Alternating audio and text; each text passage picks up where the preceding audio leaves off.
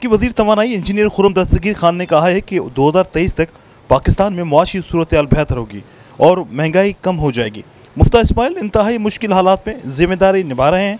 मुआशी पॉलिसी पर इख्तलाफात हो सकते हैं। इमरान खान ने 4 साल में मुल्क को दिवालिया होने के करीब छोड़ा। हैस्को ऑफिस में मीडिया से गुफ्तगू करते हुए वफाकी वजीर तवानाई इंजीनियर खुर्रम दस्तगीर खान का कहना था कि मुआशी पॉलिसी पर वजीर आज़म शहबाज शरीफ और वजीर ख़जाना मुफ्ता इस्माइल ने बहुत मेहनत की है।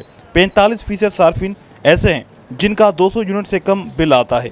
कम आमदनी वालों को सहूलियात देने की कोशिश कर रहे हैं। उन्होंने कहा कि ऐसे फीडर जहां अदायगी ज़्यादा और लाइन लॉसेस कम है वहां लोड शेडिंग कम होती है। लोड शेडिंग उन इलाकों में ज़्यादा है जहां बिजली की चोरी और लाइन लॉसेस ज़्यादा है और रिकवरी कम है।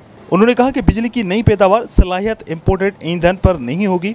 न्यूक्लियर से पैदा होने वाली पैदावार के प्लांट्स पर भी तवज्जो दी जाएगी। सिंध में मामूल से 7 गुना ज़्यादा बारिश हुई है जिससे बिजली के ग्रिड स्टेशन डूब गए हैं। इन ग्रिड स्टेशनों की बहाली के लिए कोशिश कर रहे हैं।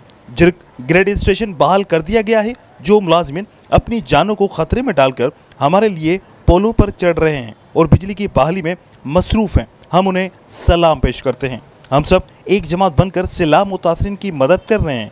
बिजली के सार्फिन को मुतबादिल तौर पर बेनज़ीर इनकम सपोर्ट प्रोग्राम के ज़रिए भी मदद कर रहे हैं।